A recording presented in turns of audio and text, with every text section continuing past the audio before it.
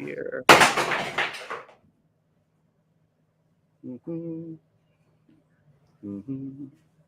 All right, so we are live, and Rob just stepped away for a moment. You right over there? Yes, sir. We're all good. Cool. I'm just starting up the Instagram as well. So, everybody, we're going to be getting into some hot topics today. We got a lot of questions on the side here that I got from our last show.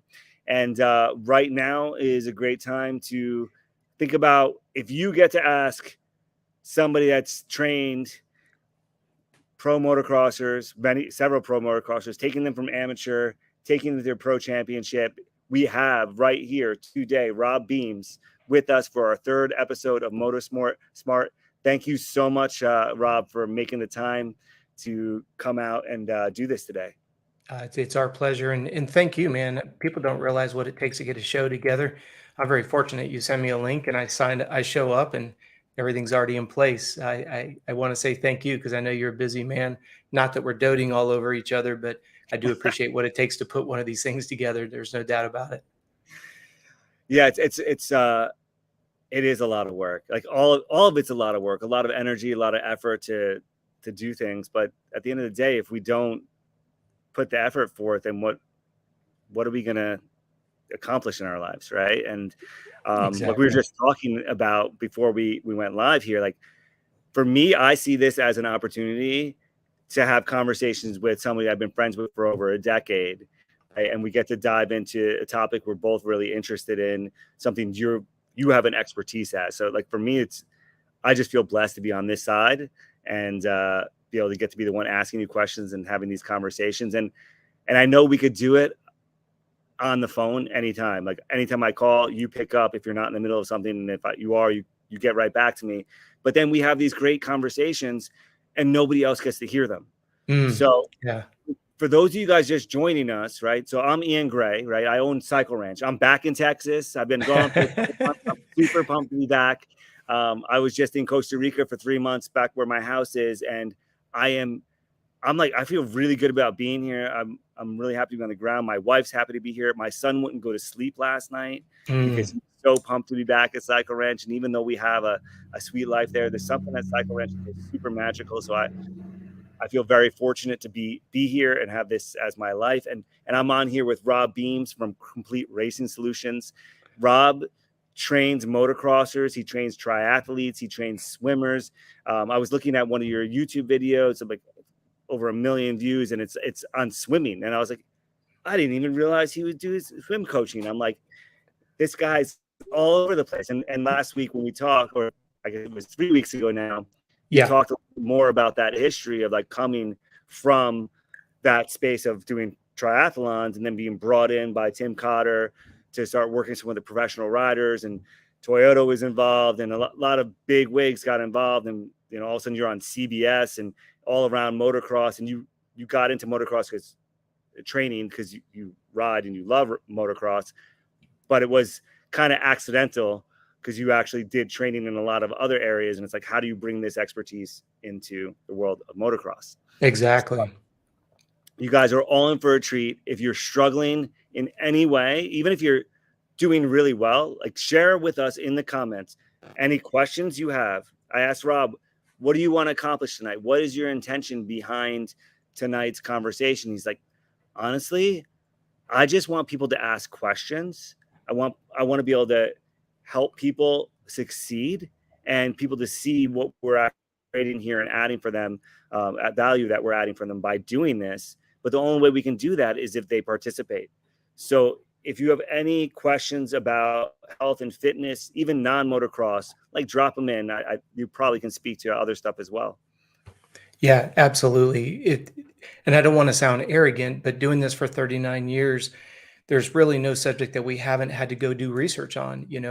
If you look at something like nutrition, it's like, all right, you have this South Beach and Zone and Atkins, and now you have intermittent fasting and you have paleo and keto. And if you look at strength training, you have super slow, you have super setting, you have high intensity interval training, you have SLD, slow long distance training. We've been through it all. It all runs its ebb and flow. As the old saying goes, the old is the new. So there is nothing new. yeah, we're always discovering new things, and I'm fortunate enough to be able to network with a group of individuals that's all they're doing is they're trying to find cutting edge information about human performance. What I always say, and you mentioned it even at the beginning of tonight's conversation, is if I rub somebody the wrong way, it's never intentional, but please remember I didn't create the foundation of nutrition. I didn't create the foundation of physiology. And I said this in the last show, and I'll say it again. If I take my pen and I drop it, I don't think we need to sit and spend time arguing over the law of gravity. You just saw the results of it. And that's where I feel, especially with the internet now, where everybody has an opinion and an agenda.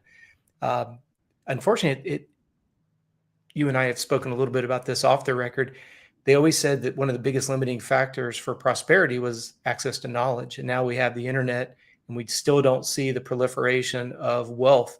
And I'm not talking about materialistic wealth, but knowledge wealth, interpersonal skills, deductive reasoning, the willingness to listen to somebody who may not have the same opinion. You brought it up earlier. You and I come from two different opinions about intermittent fasting based on experience. So, yeah, doesn't mean I'm wrong, doesn't mean you're wrong, it doesn't mean I'm right, doesn't mean it's about the idea of the integration of thinking. And that's why I love this community here. Yeah, come in and ask a question that maybe you disagree with that I've said publicly, but be willing to have a conversation about it. So, based on what feedback we've gotten in the past, it seems like we have the right community for this type of discussion, and I look forward to many more of them in the future. Yeah, it's really cool to see how open-minded everybody is. And like, it's you're 100% right. Everybody seems to have an opinion, and nobody seems to have done their homework, right? Or a Mm-hmm. small few have. So I wouldn't have said, Rob, let's have these conversations live on Cycle Ranch platform if I didn't already know for the last over a decade watching you do your homework, and well before that. And but at least I got to watch for the last decade, right? Like a little bit more than that.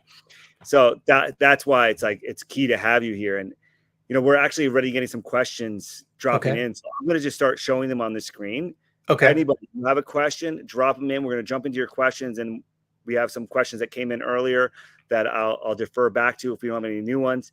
But this one is a little controversial, but we'll get to why in a second. So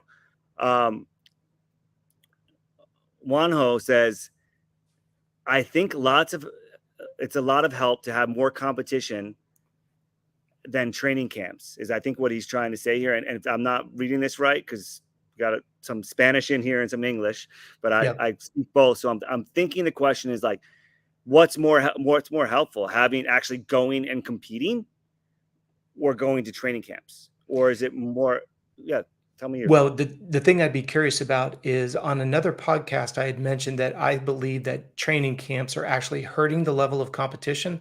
So if he was that a live question that came in, Ian? Yeah, it just came in. Yeah. Can he either just hit yes or no? Yes, your question, or no, I want to make sure he's not getting confused. Did you interpret his question the right way or the wrong way? If he says no, then I'll answer what I said on another podcast. If he says yes, I'll answer that question specifically because they are Yeah. interrelated. Yeah. And I think if there's another question in there, like, please try rephrase that if I misinterpreted, but that question actually has come up around the pits. So that's why it's already in my mind. Yes. And not just around the pits, but on the conversation with race promoters, with track owners, with riders. I hear it all the time. Yes. So let's maybe lead with that until we get a response from him and say, Absolutely. Well, if anybody knows me, yes, it they was a yes. know it was a yes. Okay. Yeah. So the idea, I'm all about capitalism. And the reason why I'm all about capitalism is competition raises quality and increases the accountability. So we need more promoters. We need the sport to grow. Unfortunately, for moto moms and dads, that doesn't mean that you need to race 11 times a week. So we don't ever want to snub away the fact that there's more and more promoters. Let's just go into a different sport. If I take a professional triathlete, if you go back even 10 years ago, we didn't have the Professional Triathletes Organization. The pros pretty much were told, hey, here's 12 races, show up wherever you want. Here's a small little prize purse of money, show up and win it. Well, what ended up happening was there became a triathlon union that got started. And then once that union got started, the promoters were like, oh, wait, so Ironman Properties, started to have competition from World Triathlon Series. And then also you had the PTO group, and then you had Super League. My point being is, instead of there being just one series of races, now there was 6 series. The pros got to be able to pick and choose. Well, now the promoters are like, oh, shoot, if we don't incentivize these athletes to come race with us. So what did it do? As Johnny Hopper says, all boats rise with rising tides. So in this case, we don't want to say that there are too many races. What we do want to be careful of is, what races are you going to make a priority?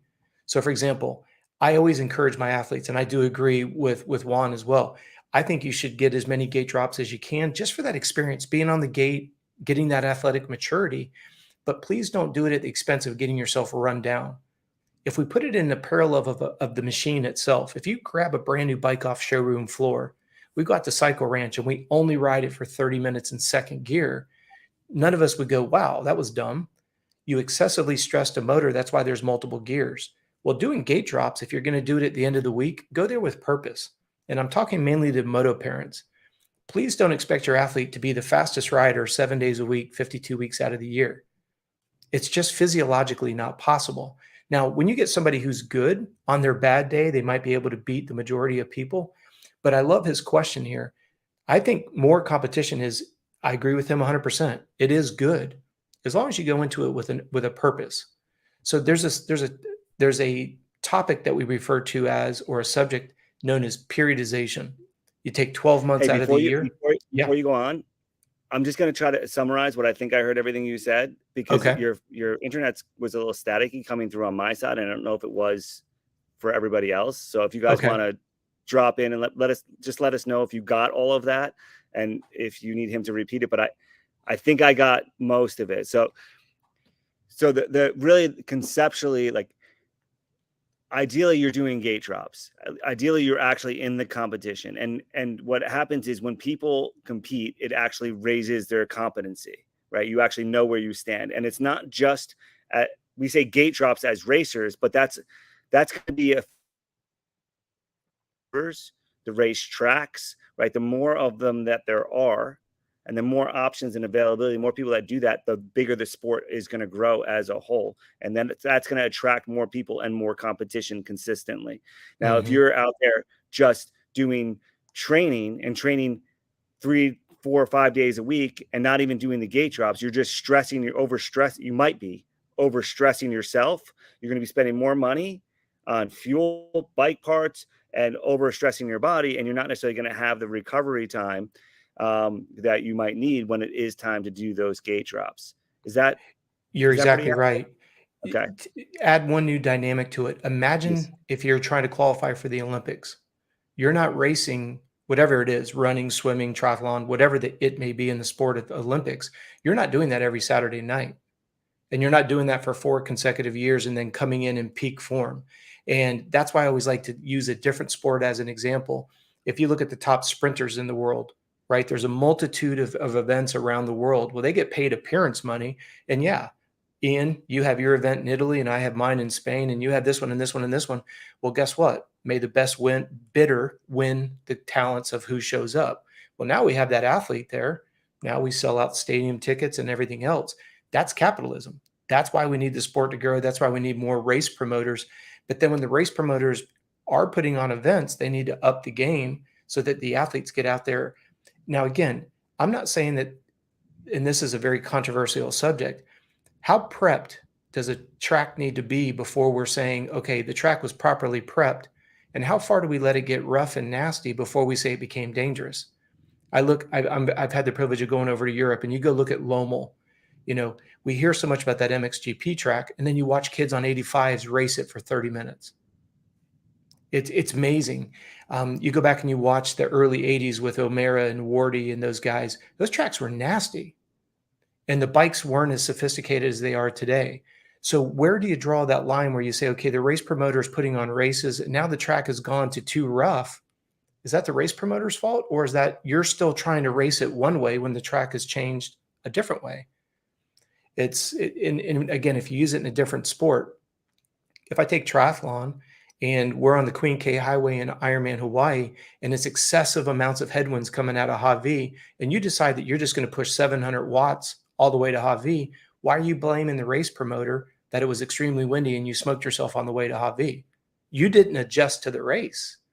So there's a lot on Juan's comment here. I do agree with him. I think gate drops help increase maturity, but don't go in there, like I always say to my athletes, we try to build their training program on a weekly basis so that they're freshest on the bike. Like if you have the privilege and you can ride every day, moto is always the first thing of every day, every time, because we want to get the most out of the seat time that we have available to us.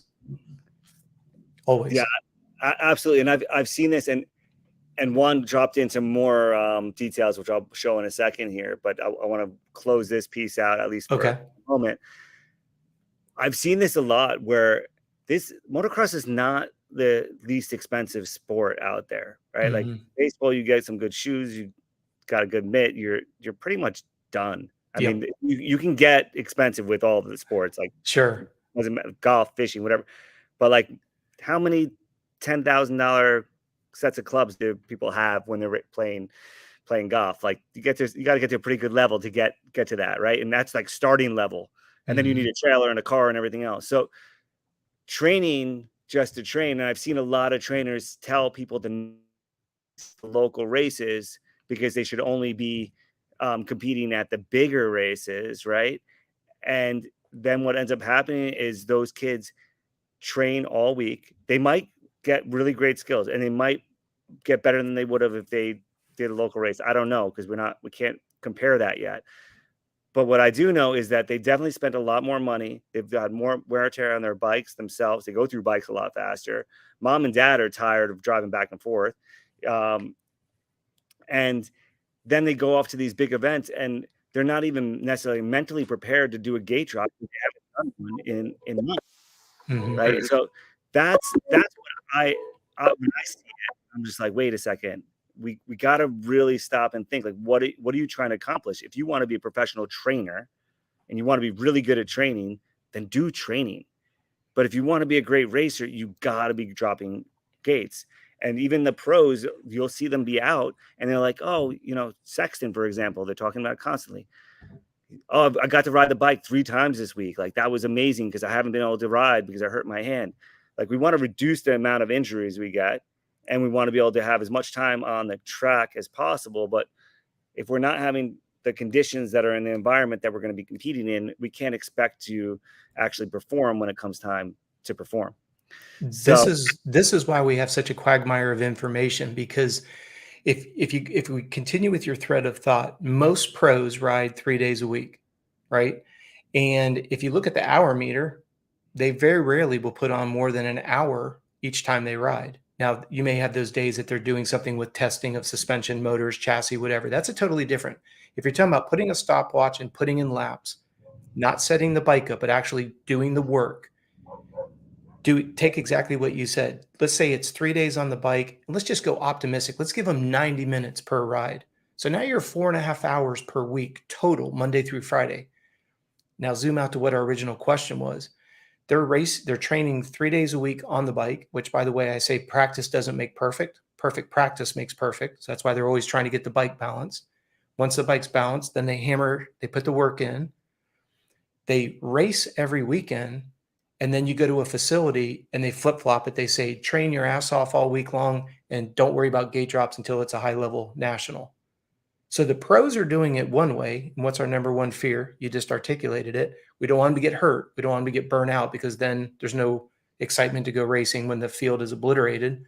But yet the amateur side of things, they promote the exact opposite of what the pros are doing. And you wonder why the parents are scratching their head going, which is the right way to do it? Then you have a guy that retires and he's trying to make a living by keeping you at his facility, or you using him or hers riding services. So they're like, oh, you need to be on the bike 6 days a week. Now I'm exaggerating in that example, but that's the point where these poor parents are like, what am I supposed to do? He or she is an ex-pro telling me I should do this, which is the antithesis of what the pros are currently doing. That's where I say follow the money, unfortunately. But for me as a physiologist, what I do is I follow the data. And that's not to sound sarcastic at all. It's just you got to follow the data. If the body's showing signs of exhaustion, I wouldn't even recommend doing a pickup race. Sleep in, go to the movies, go to the beach, go get a massage, Go do something that's going to recharge your batteries. So that's why you've got to look at the subject of residual fatigue. Have to. Beautiful, beautiful. And I want to get into one, put more color on his question. And again, anybody you just joining us, drop in your questions here, and Rob is going to definitely be happy to answer them for you. And he actually got more specific here. He says, and I'll show it here on the screen. Okay. My daughter's 8 years old, and he's trying to find her a trainer, but he didn't see any guys that help him. So he's coming to Cycle Ranch every weekend. Yep. So we actually have group training every single Saturday, and we also have intermediate and beginner training, right? So we have this cookie cuttered into our system, and the group training is actually not much more than just doing your ride pass for the day, and you get between 2 to 4 hours. I think it's most of them are 2.5 hours of training. Yes. And the idea is really to help people get their basic and their fundamentals down and really work on those key places of like staying centered on the bike, body position, preparing before you come to the track, whether it's for a practice or for a race, and making sure those basics are all covered and the foundation is good. So right now at this, and then we have boot camps that come in where we'll do a week long of intense training, like here and there. So you can get a plethora of information when you get to that next level. The way we've kind of created is I look at skiing, and it's almost like, okay, anybody that hasn't raced yet, they should be on the bunny hill, the green circle. They get that training until they get their gate drop. And then once they get racing, now they're in the blue square. And then all of a sudden you get to your diamond levels. Right. And there's a little different program for each one of those, so that your daughter, who's 8 years old, she probably can ride all day. She can ride all day, every single day, and not even like break a sweat unless it's 100 degrees out, because kids, right? But it's actually more important to keep it fun for them so that they can learn. Whereas when we get a little bit older, that discipline starts and that motivation starts to come in and say, you know what, I got to work through this pain, right? And that's where you get your blue square people is like, okay, I'm an intermediate level, and there's a lot about this that I love, but there's more for it here than just the riding for pleasure. I'm racing, I'm competing, I want this to become something. And that's like kind of the crack where the discipline starts to come in. And then, it's funny because a lot of times the better we get, the less fun it is in the moment of riding, but it's more rewarding in other ways. So like the fun factor can go down a little bit, and it's not like just playful, at least from my personal experience and what I've heard from other people. That fun factor might go down a little bit, but you know what? The fact that I just like accomplished something and did that big double or a big triple or did that section in a way that I never did before, that one corner that's just perfect, or I raced and did a gate drop against 30 other people that are going for number one. I don't get that level of intensity anywhere in my life. So the fact that I went and raced on Sunday makes Monday, Tuesday, Wednesday, Thursday, Friday easy. Like there's nothing as hard as dropping a gate with a full gate and trying to go for that whole shot and racing a whole race during the week. Like, well, this is where a paradigm shift has to occur, because if you think about it, when you were in pre-K and kindergarten, school was fun, right? You got to go to school, you got to color, you got to play with your friends. Then what you didn't know became hard. Well, we stayed in school, even though we didn't always enjoy it. And then you get out of school and you realize, okay, there was actually a process in the system going from first to second, fifth to sixth, middle school to high school, then ultimately getting into college. Well, unfortunately, that's one of the things I think is so desperately missing in our life right now is, what is it that we're trying to do? Like, if you've got, and you do, Ian, you've got a little guy at home, right? As I always say, I'm going to kind of change subjects here a little bit for the sake of our listeners. If I say to you, just foam roll, you're like, Rob, that's first of all painful, and it's like watching grass dry. Okay. If I can show you that increasing your flexibility in your hamstring using the foam roller is going to reduce your risk of dabbing your foot, save your knee, and butter your corners, and now your roll speed through the corners better. Well, now I'm speaking your love language. I'm speaking your currency. I want to be faster in corners, reduce my injuries. Great. Here's a foam roller. Well, now somebody understands the why behind it. And This is what I believe is one of our number one problems. And I love this fact that Juan is saying, hey, look, I want my daughter to have some skills. I want her to learn to do it correctly. Awesome. Every time you go to the track with her, make sure you outline the parameters. What are we here to do? We just want to get a little bit more comfortable with maybe not rolling the throttle on and off and becoming a weeble wobble. Why is that bike becoming a weeble wobble? Doesn't have any input. It needs input from the front brake and or the rear wheel, and it needs to either be from the brake or the gas. What little daughter processes that information. She doesn't need to know anything else.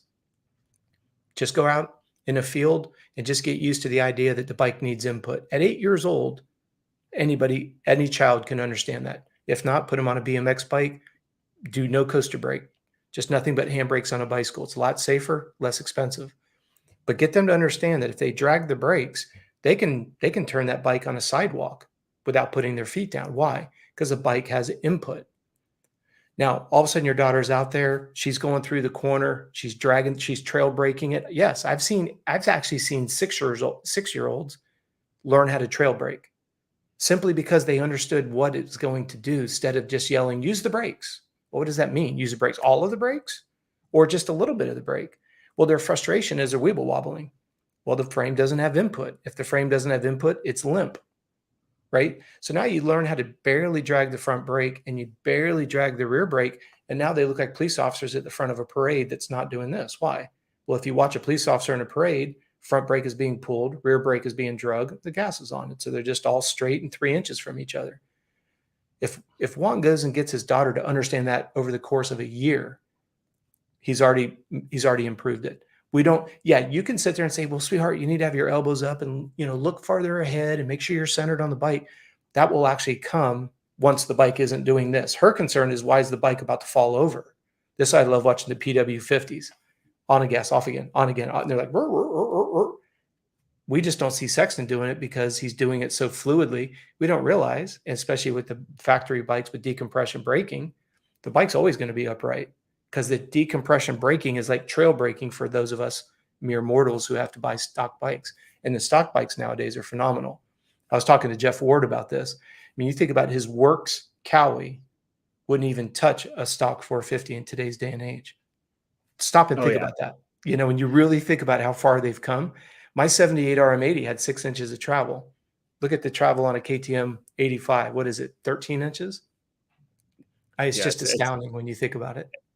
But that goes back to the start of our conversation around the competition in the marketplace forces us to improve consistently. And if we don't compete, then we've just taken ourselves out of that part of the equation, right? Yes. So how do we expect the motocross scene to get better, for us to get better, if we don't actually do something that forces us to level up and gives us a benchmark? And also manage expectations. If you have a young athlete and he or she is really excelling, you need to sit down and have a come to Jesus meeting with, hey, if you want to go do the nationals, we're willing as a family to step up to the responsibility. When mom and dad decide they commit to a national series, they commit to the accountability and responsibility of getting from point A to point B. Hotels, motorhomes, all the stuff that goes with it. Well, guess what, little rider? We're no longer just trying to be fast locally. You want to say that you're going to the nationals, but then when you say that doing the off the bike work and working with a trainer, and yes, that trainer's going to have you work that left-hand turn for 3.5 hours straight today. And then you want to whine and cry and say it's not fun. Well, unfortunately, there's a responsibility to race at a national level. And if the rest of the family's stepping up, you do as well. Now, don't take that offensively. If you don't want to do it, cool. We'll just stay local racing, and there's nothing wrong with that. Of course, we get into some of the weeds a little bit as mom and dad living vicariously through their young little ripper. And that's why we're going to nationals, when the little kid just really wants to just be in a field going around a barrel and he's happier in a pig covered in junk. Or are we collectively, this is why we always say manage expectations. Ian, you and I could take our 2 sons and we could go racing. And the 2 little guys are happy as a lark. They think they did great. And you and I are so mad we're not talking to them on the way home. Well, they don't know why we're mad at them, right? They're like, I thought we had a good day. And you see this with moms and dads, right? The dad gives everybody the silent treatment home. Well, dad's irritated. We don't know why, because he won't talk to anybody. Everybody else is still. So now we drive home in eggshells. Manage expectations. I love that Juan's got an 8-year-old. help her understand, hey, sweetheart, we're only here to have fun. And I only want you to focus on just this little front brake and don't grab a lot of it and just keep going in a straight line. Don't lean the bike over. And then you can start teaching about pushing the bars, and the bike will automatically lean, but have a progression. That's why I think what Juan is saying is, well, what is that progression? And that's exactly what you provide, which I wish more tracks did it. I really do. And I think even more kudos to Wong, because he recognizes that he doesn't have the experience training his daughter, which actually he's in a better position. Like, I don't even want to try to tell my son how to ride. Absolutely. I don't, I want to tell him, like, there's every part of me that wants to be like, this is what you can do, this is what you can. And I've just watched so many parents break, and we talked about this on the last show, that when so many times that parents get into that state, and I'm never gonna like be in that spot where I'm gonna put myself where we're not talking on the way home and I'm mad at his performance, right? Like, if he doesn't show up to the gate, we're gonna have a conversation. Like that's gonna be, then we're not going back racing. If you're not even gonna show up and there's like laziness and no intention around it, then that's a whole nother thing. Like, you don't want to be here, that's fine. Well, you're poking a hole in entitlement, or the fact that you're earning the right to be here, because mom and dad allowing you to do that is a privilege, not an entitlement. So that, I totally love the idea that you're holding the accountability factor. I talked to Michaela about this. Can you imagine when you and I were growing up, my parents gave us $5 for allowance every week, and there was a list of things that needed to be done. Can you imagine not doing those and then expecting your parents to give you $5? My dad would have told me to go beat sand, right? I mean, what are you thinking? And that's where it's always interesting about what is the expectation that we're trying to lay out. To your point, we're here to have some fun. And I love what you said. I always want to be the bad guy. If we're having problems with the athlete wanting to do the homework, the eating, the foam rolling, and the sleeping and all that, please don't jeopardize father-son relationship. Don't jeopardize mom-daughter relationships. Keep that separate. And I know I'm not saying that everybody's got a boatload of money to be able to spend to have, the man friends come in and you're my riding coach and you're my fitness coach. That's not what I'm insinuating. If you're not in a situation where you want to bring a third party in, then do yourself a favor and draw a line and say, like you said, Ian, you could help him tremendously, but then he's going to start resenting you when you recommend he does something, he does it incorrectly, gets wadded up. He's going to be mad at you because he puts those two dots together. You need somebody to buffer that. Absolutely. And it's even happening at 4. And just, I'm hoping that Juan's still on, because you have a great opportunity here, because you have that ride to and from the track that Rob was talking about. And that's actually more important than what happens at the track. That time alone to set some intention about what she's going to do when she gets to the track, and then talk about it and how she feels about it. Like, you clap in and say, you did so good today. That's actually worse than saying, how do you feel about how you did today? What would you like to do? Did you have fun? What did you like most? And actually getting her to be talking about what's going on inside of her is actually better than praising her. Exactly. So you're in a great spot with that. And meanwhile, I've got a 4-year-old. I have a motocross track. We sell Stasics, so we have a bunch of Stasics around. We do learn to ride programs, so we have rental bikes. And my son right now only wants to get on his Stasic to drive up to the cafe, because we have snacks and a TV here, and we don't have a TV in our house. I don't watch TV, except for Supercross and motocross. That's it. My wife ropes me into watching something, but he just wants to go do that, and he's not even, or he wants to go visit the sheep and the animals and Ashley and his friends, but he has like zero interest in riding his bike. And I'm so itching to get him a new E2, but I'm like, why? He's not asking for it. He's not even asking for it. So, as a moto dad, or as a motocrosser who's got a child who has not taken an interest in the sport the way that I did, I'm giving you the life that I wish I had. And he's like, doesn't care. Like, he's like, yo, fix this Lego. Like, he's transformed exactly. into a bird. Dude, there's a dirt bike right here. You want to play with a transformer that's broken? Right? Like, what's going on here? But I have to humble myself and really say, okay, what's really important here? Maybe one day he'll be interested. Maybe not. I don't know. but you got an 8-year-old that wants to go to the track with you. Enjoy every moment on the way there, on the way home, and at the track. I'm here most of the time when I'm here. Corey's one of our trainers out here. Matt's out here.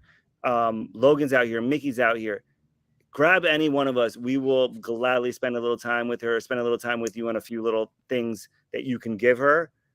And then you just go from that place, right? Just go from that place. And if you want to get into a training group, do a training group. We have the city, working the city this week. We have over 100 people registered to come out and learn how to ride, kids, this week. That's awesome. That's awesome. It was 102 the last time I looked, over the course of 3 days. And it's like, this is like so exciting and so much fun for me. And I'm like, I'm bringing the whole town out for you, son, to come play. And he's like, I just want one friend. And he wants a friend that doesn't live here. I'm like, dude. Yep. But we always have what we don't. We always want what we don't have, right? Yeah.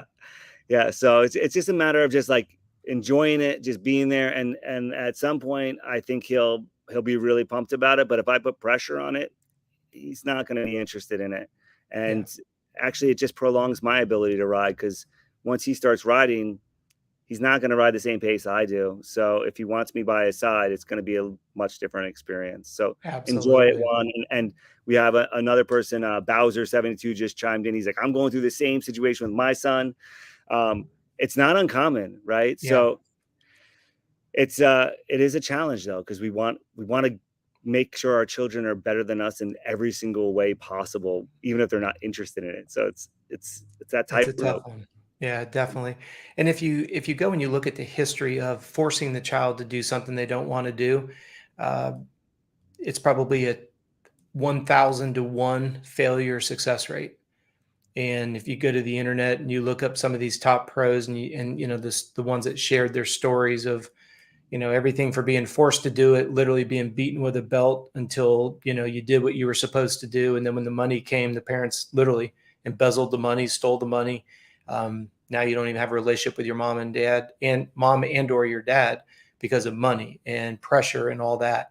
So, and you know how it is. We tend to focus on those 1 or 2 hyper successful ones, but behind the scenes, there's always a huge, huge opportunity cost. I don't care.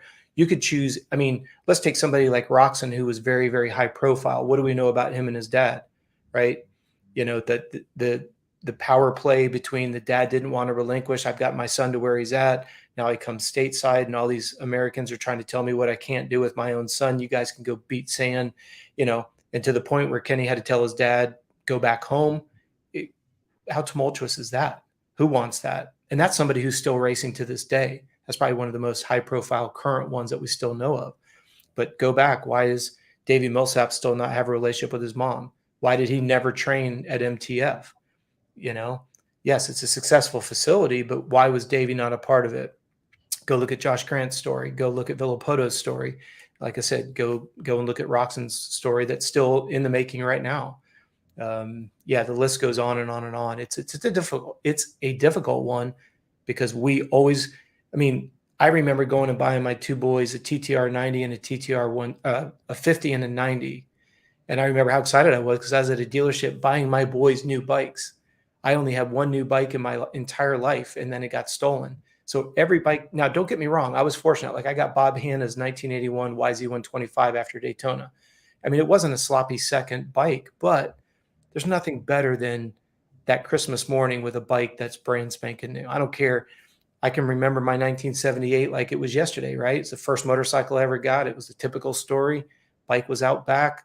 Mom and dad during all of Christmas, opening up presents. I got my new Bell Moto 3. I got Fox gear, which at that time was kind of the sloppy seconds because JT was so dominant. And then after opening all those presents, my parents were like, oh, we forgot something. It's in the back garage. Ran back there, and my brother had a YZ80 and I had a RM80. And we both talk about it. And I'm 55, my brother's 56, right? We still talk about it like it just happened this past December. So we don't want to blow those. So pressuring the child, and that's tough, especially with today's everybody's snowflake helicopter parent. Every child needs to have a safe space and all this other stuff. It's a very fine line, because if you grew up under the heavy thumb, you have a completely different perspective than somebody. And again, you and I've talked about this off the record. How many people do we know said, I can't believe I squandered the opportunity I was given. A lot of people, and I regret think is the every one of worst. us has in some way in our life, we've kicked ourselves enough, like, for just making a move that just was foolish. Yes. And that, I mean, that's part of maturing and growing up and everything. But we don't, as a parent, right? I don't want to ever be putting my son in a position that's ever going to jeopardize our relationship. Mm-hmm. And it's interesting because even at 4 years old, he'll look at me and he's like, "Dad, I want to do it my way." Mm-hmm.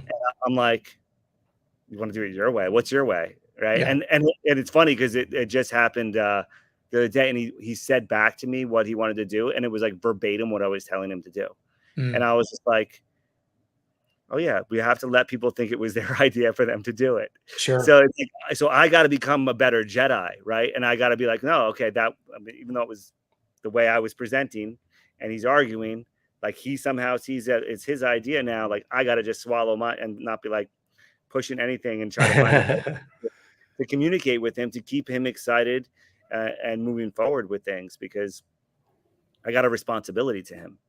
Well, And you have a responsibility to be a dad, not a friend, and I think that's missing in today's day and age. Our parents didn't give two flying flips whether or not we liked them or not, right? There was a curfew and there was a ramification if you didn't come in, and it was pretty. There was not a surprise, right? If we were yeah, 1 minute late, we lost our car keys for 3 months. We lost it. My dad called it the quarter. So if it yeah, was that extra 5 minutes of fun was worth it, that's fine. You won't have a vehicle for 3 months, and I don't. And it is non-negotiable. Sporting events, high school events, homecoming. If you screwed up before a homecoming, you're walking to homecoming. You're going to march to a homecoming. But something that you just mentioned, Ian, that I think is worth revisiting as well. This is where I think and you and I have a vision of, we cultivate athletes. I had the privilege of working with you when we were there with Jeff Tody, and we had that good group out at Pup Watley's place there in Haines City. What I would like to continue to do, and you're helping me do it, and you're the first person that owns a facility that's embraced the idea. The only way that we're going to break this vicious cycle is we need somebody that's come underneath the toolage that understands physiology. They understand the value of a dollar. They understand the value of sponsorship. You've gone out of your way and you've provided bikes for people, and all you got was a big FU later on. Thanks so much. I weaseled you out of a couple bikes. I'm out of here. Well, they have to live with that, and it is disheartening, but it is part of the equation. What I think is so important is we need these athletes that go the route of going the full distance, right? They've been there, they've done that, they've made, as you said, the mistakes. We need them not to leave the sport so they can come back and now they can share. The young little nipper is looking up at that athlete going, wow, I remember watching you on TV. So like you said, I want to do it my way, Dad. They're not going to say that to an ex-pro. But what we need is those experiences, because that pro now realizes, okay, you're a cocky little 14-year-old, you're super fast as a throttle jockey, your ego's getting a little bit big, and let that riding coach level you out. Look, punk. back to you being the bad guy versus That's the right. But we yeah, need the experience of that pro to not go into another industry. We need to provide them a place, whether it's a facility that teaches, a facility that teaches and races, all of those experiences, because nobody is going to be able to empathize with what that little guy or that little girl is thinking sitting on that starting grid like someone who's been there. Okay, great. Why are we, and this is what you and I are working on, creating an education program, creating a blueprint, and then being able to put them into a network of facilities. That's why we're doing the CRS facility network. I've got 2 facilities in the UK. I have 4 in Australia, right? So now all of a sudden you and I work with somebody from 85s. They go the pro route. They've got all this experience. They've got all this knowledge. We are putting together an education program where now they can get an undergraduate degree specific in physiology and sports psychology relevant to moto. But then where do they go after they get the degree? Go to Cycle Ranch, go to Australia, go to New Zealand. So now we can do placement so we don't lose those invaluable experiences that those pros can now bring back to the next generation. That's what I think is going to be a big game changer. And, it's you and I are trying to turn a yacht sometimes without a rudder, but we're going to get it done. And it's these types of conversations where we can facilitate what these parents are going through. Like, we've been there, we understand it, but not just talk about it. Here's a solution. Here's something that we're trying to put into place. I mean, would you say there's 4 or 5 people there on property that you mentioned by name that could help him Mhm. out, could help Yeah. Juan out? I didn't have that when I was growing up. Did you? No. Didn't And exist. yeah, yeah, there was usually one fast pro. Actually, it was Carlo Cohen, who you probably know who Carlo is, Hmm. and he would actually invite me to come ride with him. He was the only one that there was even any chance of, and he was an older guy at the time. And he's still old, older guy, Yeah. right? Still riding, like still fast. And he would take the time to mentor me a little bit, but really it wasn't there wasn't even a track to go ride. So Hmm. yeah, I had to go ride in the say backyard. So the kids now have so much opportunity. Um, they don't even necessarily see what's standing in front of them. But at the end of the day, it's up to us to throttle it and display what's going on and what's important and what you're doing in for motocross in terms of the health and the fitness and really looking at the physiology and looking at the holistic approach of on off the bike. How does all that work? Mental training so you can be a amazing athlete. Like you're focused athlete performance. Let's get you going there. I also, especially since I have a 4-year-old, and there's no way he's going to public school. No way, no way, no way, no way, no way. So where Yeah. do I send him? How do I educate him? Right. So the only thing I can see is how do we create the educational program here where he's going to learn the everything that he needs to know if he wants to go athletics route, but also we have academics somehow associated with what we're doing here at Cycle Ranch. So it's like Camp Woodward smashes into Club MX, smashes into the University. top entrepreneurial school that you can Hmm. find, right? So how do we do that? So we create strong, vibrant individuals. I don't care if you win today's moto. I don't care if you get the whole shot. I don't care if your elbows are down. Did you give it 100%? Did you actually like really go out there and try? Is it meaningful to you? And are you willing to be bigger than you were yesterday? Right. Hmm. And not every day is going to be a day where people are going to grow, but at the end of the day, that's got to be the trend on the graph, right? So I don't expect it to be like this, right? It'd be nice if it was like this, but usually it's kind of like a little bit like that. Stair So stepper. and as long as we can see that and see that we're actually dealing with people, these little kids are people, and adults too are people. Like I don't care if you're 6 years old and a good rider and like the fastest little 6-year-old I've ever seen in my life, or you're 45 and you're coming out here and you're just trying to lose 20 pounds. I want Hmm. you to leave here feeling better about yourself, feeling you're better about your life, and be a better person, higher vibe, and have a positive impact when you get home to your wife. Because I don't know who you are when you get home, and it can be a difference what happens here, whether you go home and you hug your wife or you get into an argument, right? Yep. And I want to make sure that everybody's operating more on a higher vibrational level, where and at the younger age we can have a longer lasting impact, right? Whereas Exactly. as But this older, goes back to what you said earlier about raising the bar of accountability. My biggest concern with the homeschool route, now both my boys were homeschooled. We live in Central Florida. The school systems here are horrific. And what I mean by that is they're not interested in pushing the bar up, just like most public school systems, right? It's all about dumbing it down. It's accommodate the rogue child that's in the corner. That wasn't what you and I grew up with, right? If you had the rogue kid in the class, he got sent to the principal's office. We actually got spanked with a wooden paddle, right? There was always a deterrent for piss poor behavior. What I get concerned about with the homeschool programs, specifically around moto facilities, if you're a good throttle jockey, well, we'll just kind of fast track you through. We're not worried about if you really have any common sense or not. But yet, when you and I were like, I grew up riding in the orange groves. We ran from the police officers to get there. We rode and we ran from the police officers to get home. It was a 78 RM80. We had to rebuild it after every 4 or 5 rides. I mean, it was a constant battle. We didn't have the facilities. We didn't have 4 practice bikes. We didn't have a mod and a race bike. So what's happening now, and this is where it becomes a very tumultuous environment. You have the parents that get so deep into it, they're not going to say to little Johnny and Susie, your grades are horrible. You're dumber than a bag of bricks. You're not willing to put in the schoolwork, but we're so deep with 12 race bikes and you're living at a facility. They're not going to punish them by taking it all away. They're just like, all right, just go be a throttle jockey. Hope it works out. Where you and I, it was like, well, your grades aren't a B. That bike's getting parked. You're not going anywhere with this thing. See the problem that we run into? And I So, like what you're but it's trying to not do always with that way. education. No, it's not. There No, are a it's lot of not. parents. Like, there's one race rider out here, Loretta's talent. Like, he's super fast. His father was a commander on a submarine. Like, There you that's go. equivalent to general, right? Yep. And he's got all the race bikes. But if his grades aren't, if he gets a B, he ain't going to the races, right? But he doesn't do homeschool, right? The homeschool thing is tricky because there's a lot of people that can avoid it. And there's a lot of kids that are just using AI to get the answers to their questions so that they can pass their tests, right? So Right. I see all of that, and I'm like, and the kids are too smart. Like they're too smart to be taking those shortcuts because their mind's not going to be exercised enough, and they're not utilizing the talent that they have.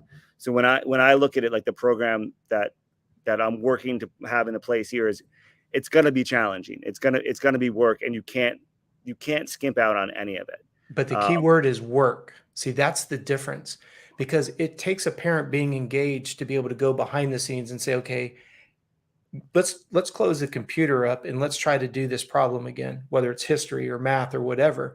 And we as parents, we're so busy trying to get the riders to the track or at the facility, pay for the facility. We have other children, we have other responsibilities.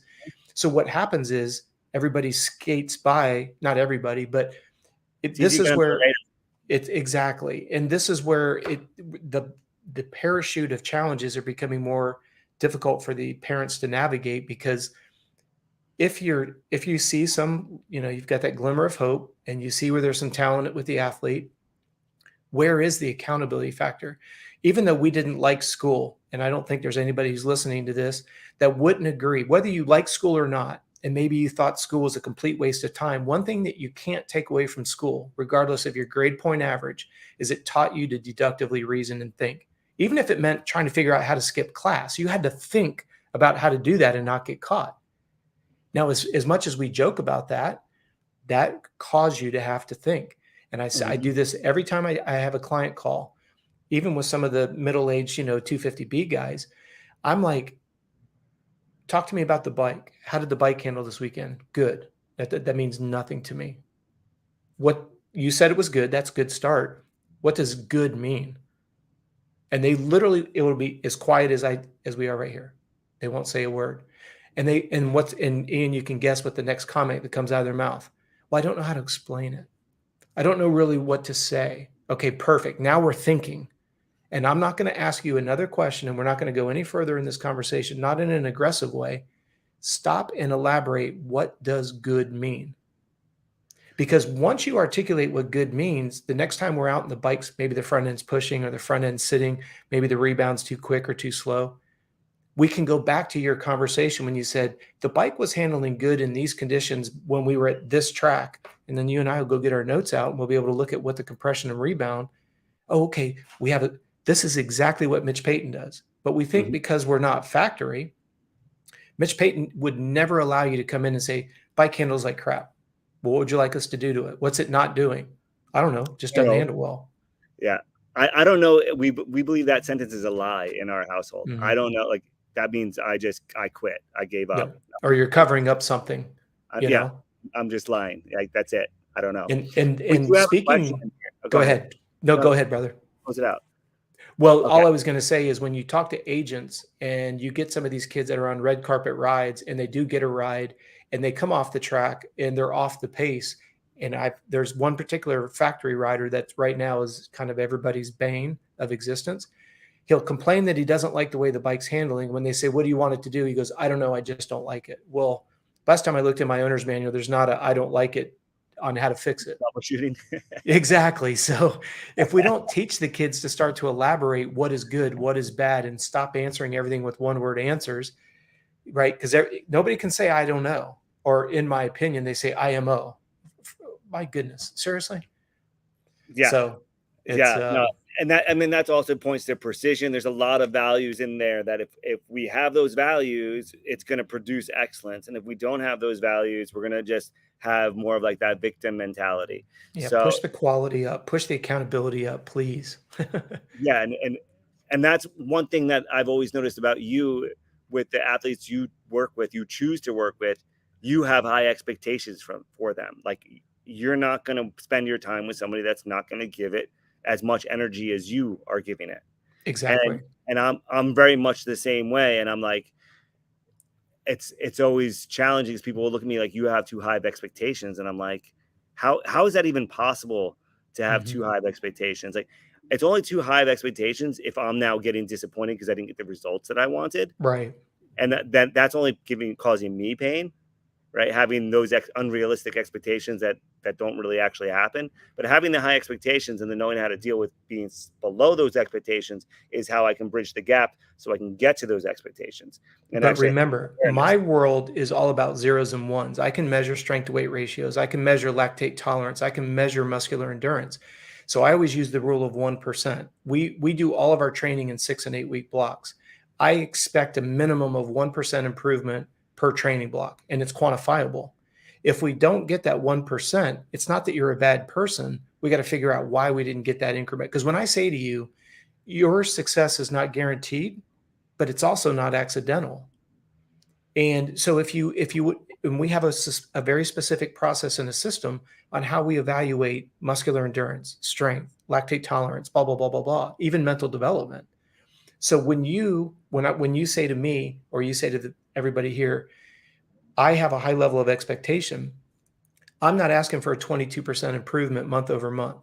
I'm not asking for a 25% improvement training block over training block. I am expecting 1%. You know the number when we start the block. We've outlined what it's going to take to get from where you're at to where you want to be. And when we get to that 1%, when you understand what you did to create it, that's why I say your incremental improvement is literally indefinitely going to continue to pursue. What is missing is most people do it because I said it. Do it because I said it. And you've heard me say publicly, and you and I have talked about it privately, winning a championship is not hard. It's very systematic. It can be done. The problem is repeating success, because one of two things happens. Either arrogance slips in and then all the hard work goes out the back door, lifted truck, big sound system, bimbo, girlfriend, and or they get there and look at how many number one 250 plates we have not repeated, even though you get a chance to come back and repeat it. So what we've recognized is that the first championship is what we call accidental success. You just kind of threw a lot of things in. It all fell into place. Let's face it, winning has it. You got to be lucky, right? That's part of the equation. But how many number one plates do you see at a team where someone was able to come back and back it up? Like at Pro Circuit, Ricky Carmichael is probably the only one. Shane Bentley doesn't have two. Matt Walker doesn't have two. And that could be because of injuries, burnout, all kinds of different reasons. There's an explanation for it all. The sad part is their explanation could have been avoided. Excessive amounts of injuries, burnout, Epstein-Barr, chronic fatigue. So when I have a high expectation, it's not like, remember we were saying earlier about managing expectations.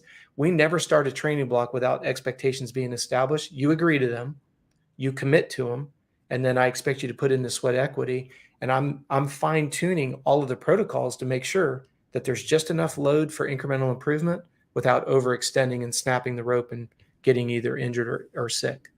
So we want to make sure that the listeners understand accountability. This is why I love the educational side of things. If a teacher comes in and says, this is what our goal is by the end of the week, expectations are being managed. Now, if you get behind, that's on you. That's what I love about school. Even though I wasn't good at school, school was very hard for me. I have very bad short-term memory, but that's okay. It isn't, life doesn't offer anybody any free tickets.